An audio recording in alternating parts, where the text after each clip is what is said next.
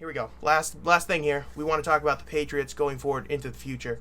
Jaclyn kind of brought this up already, speaking about like what we think the new play caller should be, or who we think the new play caller should be. But I just want to hear from you guys in terms of a direction of the team. Like, where do you see this Patriots team going forward into next year, presumably with Bill Belichick at the helm? Jordan, I'll start with you. I got no idea, man. I seriously, I last offseason, I was pretty confident moving forward, even without Josh McDaniels. I thought they'd take a step forward, and they took a massive step back. So literally no idea. I do think that they are going, I would feel very confident in saying they're going to trade for DeAndre Hopkins. It just feels too obvious. I don't know what the compensation will be. They're going to do it. That is my 2 cents. They're going to do it. I'm going to put money on it if that becomes a thing. It's going to happen. And then they'll have McElwain as elite receiver in year 3, and that's kind of how we'll assess him moving forward, is how he does with an elite receiver. And I would probably hire Bill O'Brien just because I don't know enough about offensive coordinators to really come up with somebody better, but I know that he was very good at getting both of his tight ends involved when he was in New England, especially. Gronk and Hernandez were a very good duo for the first 2 years, and then obviously Aaron Hernandez had a really bad last year in New England for other reasons, but it was the worst year of his career with McDaniels the year after O'Brien left. So I would probably bring him back. You got to find a way to get Jonnu Smith involved. He makes plays when you give him the damn ball, but they don't give him the ball at all. I mean, it's tough to scheme plays for everybody, but he's the best athlete on your offense aside from maybe Ramondre. You got to get him the ball more. Jaclyn? I don't care who it is. Just name a goddamn coordinator on the offense and the defense. I am so sick of this bullshit. Oh, he is the, senior football advisor and the play caller. Oh, he's the linebackers coach and the play caller. I don't give a damn. Name a coordinator. I'm so sick of it. I am sick of it. If they lose Gerard Mayo because they refuse to name him the DC, I'm going to be pissed. And you know what? You know what? They probably won't name him the DC because otherwise that would be superseding Bill's stupid kids authority, who I don't think is that good anyway. I'm sick of him too, but that's a separate problem. I think that he calls a good defense, but like you said, he hasn't had any reputable wins under him. I really just need an offensive coordinator. Maybe we can do co-defensive coordinators to make everyone happy, make Mayo happy, make Steve happy, and then you know what, we can just move forward as a big happy family on the defensive side, because that's not the issue. The issue is the goddamn offensive coordinator. Just name one. Anyways, I'm also going to take this Breaking time. Breaking news, the Patriots hire Romeo Crennel as the offensive Sure. coordinator. Can't be worse than 75-year-old DC. Oh my God. But I also want to take this time to talk about my favorite thing to talk about, which is punting. And we all know that my favorite thing to talk about is punting. And my word, with Jake Bailey gone, they were terrible. They couldn't even. They were bad with him. They were bad with him, but they were even worse without. And you know what? I really think that the Bills game in particular is a perfect example of why a punter matters. Why someone who, not even a punter, just someone who can kick the ball into the end zone on a kickoff is so important. And couldn't even do that. So I think, having that punter or that kickoff specialist or, a kicker in general, just kickers, super important to a team. And I really think that, moving forward, they need to figure that situation out. They really do. There were many annoying. They had 2 games this season where they had 3 active players on the roster that were just designed to kick the football. Tristan Vizcaino, Nick Folk, and Michael Pilardi. And God, were they all awful, especially in the second half.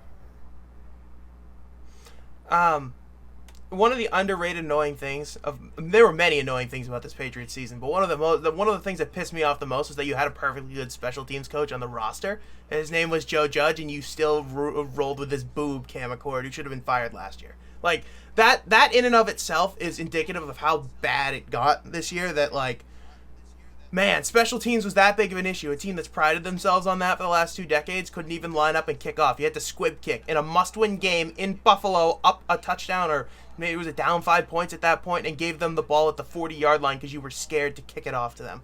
My God, if that doesn't show how far you have fallen as a franchise and as an organization, I don't know what does. I said at the very beginning of this, I said moving forward presumably with Bill Belichick, because, I mean, I'm getting annoyed with him.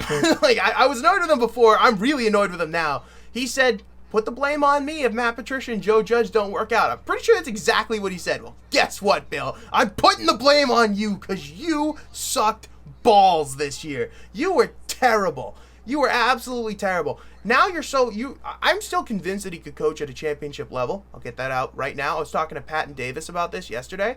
But at this point, he opts for comfortability over winning. That's not doing what's best for the team. How is that doing what's best for the team? It's because he's 89,000 years old. Do you know why Jake Bailey didn't play on Sunday? Is because they were going to have to guarantee him his money for next year, I think, if he had played, and he would have been like the second highest paid punter in the league. So instead they put him on the reserve suspended list or whatever. His agent's pretty pissed about it. And then lo and behold, guess who you needed? Rightfully so. You needed Jake Bailey on Sunday, but now you probably lost him in forever. He's probably going to get cut because they don't want to pay him because they gave him a stupid $5 million extension last year. Because good Lord, if you didn't race to go and lock up your punter, Lord knows people would have been barging the door down on you for that one. Like, my God, it's decisions like that that's just like, why? Why? You didn't even need anyone good. You just needed someone serviceable. But instead you decide to pay. We've seen how many years Justin Bethel and Matthew Slater and all these other guys have been around. Why on earth are your special teams that bad if you're investing that heavily on them? I mean, Brendan Schooler doesn't do anything else last I checked. Like, the special teams unit blows. They absolutely blow. It's ridiculous.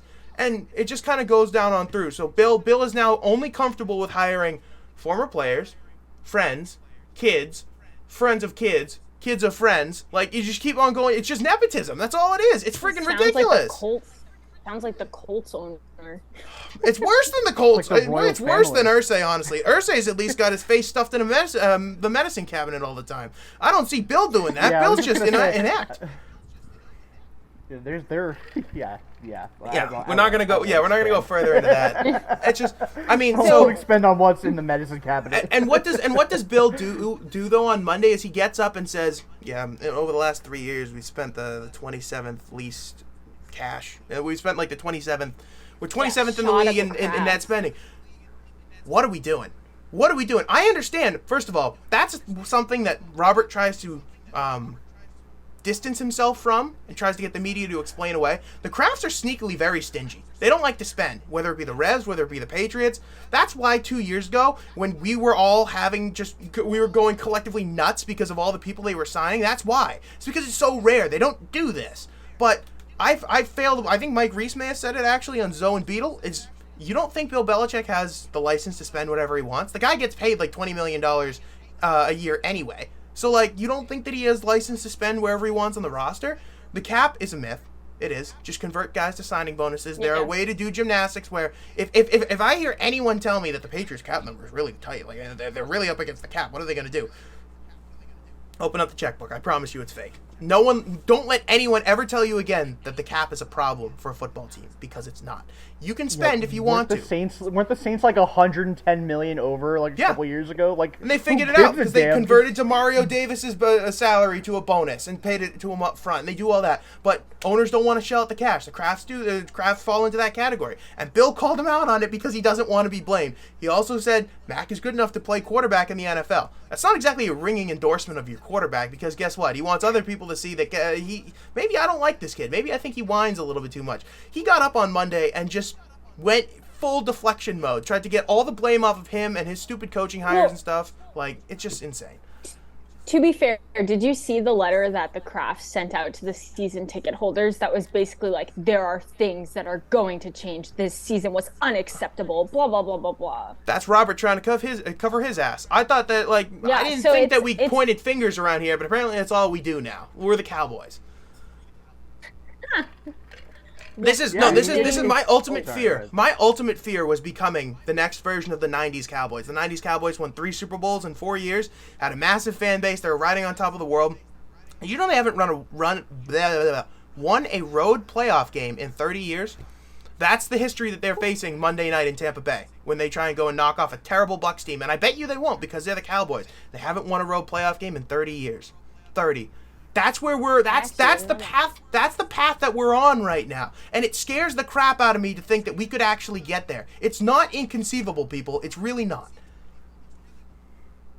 Jordan, sorry. No, I was cutting Jaclyn off. She can go. Mine was completely changing the topic, so if yours is related. No, go for it. No, I just think both sides, Bill and Kraft, are very, very full of blame, and it's getting to the point where, like you said, you're getting pissed off at Bill. I am too. Like I'm not like I am very reactionary in the moment, and I said that they need to fire him, but he does need to enter next season on a lukewarm seat at the very least. You start like 2-5 again, like they've done the last 2 years, where they've started horribly. That seat's got to get hot. And I don't think you fire him mid-season. He's a legend. You can't do that to him. But, like, if they start poorly again and they miss the playoffs again or they get routed in the first round again, it's over. You need to move forward. You need to start thinking about the next era of Patriots football. And it's getting to the point, and I mean, that also includes maybe Robert handing the team over to Jonathan or something. Just like get new blood in there, get younger, get a little bit more creative, get with the damn times, because you can't be doing what the Patriots have been doing the last 2 years and think that's acceptable. And they're pointing fingers at each other. They're making a ton of excuses. That's something that has never happened. And if they move off Mac this offseason, that's incredibly stupid because this is the perfect time to bring a guy like DeAndre Hopkins in because you have Mac on his rookie deal. You do not go and get another quarterback unless you're going to draft one, I guess, but I wouldn't. It's just there's no one here that would be good enough at this point unless you're trading up. So that would either require you to get off of Mac. To upgrade a quarterback, you would either need to get Young or Stroud if you believe that he's better than Mac, or you go and get someone like Lamar Jackson. Either way, you pay out the nose for Lamar Jackson. Maybe you have to give up some picks and stuff to get him because the Ravens can franchise him. You're giving up a buttload of picks to go get Bryce Young or C.J. Stroud. However you slice it, there's no easy way to upgrade a quarterback this offseason. It's not worth doing. But to your point, if they move on from him, I would at this point, sure, that's fine. Do it. I don't care. And you guys know, like, I hate the guy until he retires. I really do. Retire and then I can like you again, but for now, you're dead to me. Look no further than Jacksonville, though. Like, Trevor Lawrence was labeled an early bust after year 1. He got a good coach in there. He got some weapons, but it's not like Christian Kirk is a top 10 wide receiver in the NFL. But look at how good Trevor Lawrence looks now when he has legitimate coaching and a support system and an offense that's half competent. Like, that shows you the power of coaching in the NFL. Guys can still make a difference. It's not necessarily the impact that a star quarterback like Patrick Mahomes has, but they can still have an impact on developing your guy to take that next step. And just to put in a second year, I know Jaclyn brought it up earlier that second year guys sometimes hit that sophomore slump. The really good guys take that big second year jump. Look no further than Joe Burrow, who got to the Super Bowl in his second season. This was supposed to be that for Mac. Not necessarily Super Bowl, but it was supposed to be a jump. And all you're doing is circling the drain at this point because Bill wants comfortability and ahead of actually wanting to coach. It's so frustrating to me because you can see the issues on this team and know that nothing's going to change because Belichick wants the Shula record. Robert wants Belichick to break the Shula record as a Patriots coach. And as a fan, would you guys keep going to the games if you knew that they were going to be 6-11 every year, but Belichick in 3 years could break Shula's record? I don't know. Not if they're still $300 a ticket. That's not. I don't go to. I've gone to 2 games in my life. I wouldn't go to games anyway. Yeah, seriously. But again, though, that's not a draw for me. I don't need to see Belichick break Shula's record of the Patriots. That's not going to get me to come to the stadium. What's going to get me to the stadium is knowing that there's a future. They're building something. It looks like they could take a step or at least make a playoff game. Like, man, it also took 47 minutes for Jordan's light to shut off. We finally got there. Look at that. Sorry, Jaclyn, I cut you off. One thing that I think could, help Belichick secure a good, good faith with the fans, good faith with the organization, and good faith with my own mother is making sure that Matthew Judon stays on this team. He has an opt-out this year. My mom he does? I didn't know that. Matthew Judon. My mom loves him. So making sure that he stays, because you can tell the impact that he is having on Josh Uche. And honestly, if that development is stinted without him here, that is just terrible. It's so terrible for this organization. And I think that he is such a great influence for these younger linebackers to, kind of get back into this gritty, attacking mentality. And we didn't see that before him, truly. So it's making sure that he is staying is pivotal. I'll do you one step. I'll do you one step further, Jaclyn. And Matthew Judon, I could care less what impact he has on the linebackers around him. He's the best player on the team. It's true. Don't let him walk. That's why I wouldn't let him walk. It's because he's the only Pro Bowler. First of all, he's the best player on the team, and I mean, he is kind of a leader in the locker room at this point. I'm assuming you guys saw Jalen Mills' Instagram story where he was like, I don't want to be where I'm not wanted or something along the lines of that. It's like, all right, well, first of all, you were incredibly overrated. Go away. First of all, I don't care. But second of all, if more players are feeling like that, we know Kendrick Bourne's probably feeling like that. Nelson Aguilar better not take another snap as a Patriot. Like, you can go on down the list. A lot of pending free agents or opt-outs and stuff like that. Bill's got some major roster reshuffling he's got to do. I don't know if he's up for it at 71 years old. Like, you were really staring down the barrel of long years of mediocrity. This season was really the year that fully, I don't want to say shifted my thinking, because it was already kind of trending there, but you kind of get into a certain mindset, right, as a Patriots fan over the last 2 decades, where you can win any game that you're in. You can. The defense will come up with a big turnover, the offense will figure out something. Look no further than that Raiders play, that god-awful, disastrous Raiders play, which makes me look at it and say, wow, you're the commies. Like, that's what you are. You're the Washington Commanders. You're a team that's so dysfunctional both on and off the field, you cannot get out of your own way, trip over yourself in big moments. Yeah, maybe you'll sneak into the playoffs once every year or two, but once every few years, but like, overall, you're a second-class organization. That Raiders game, by the way, was flexed out from Sunday Night Football for Giants-Commanders. You got Daniel Snyder on national TV over you. Are you kidding me? We've always been over this. I know we talk about this. I love NBC. I love being the Sunday night game. It's awesome. It's the big games. They always get the big moments. You got flexed out for Daniel. Yeah, and Carrie Underwood leads it in. That's incredible. You got flexed out for Daniel Snyder. If that doesn't say it all, I don't know what does. Like, that is by far the biggest indictment. I got nothing. I really don't.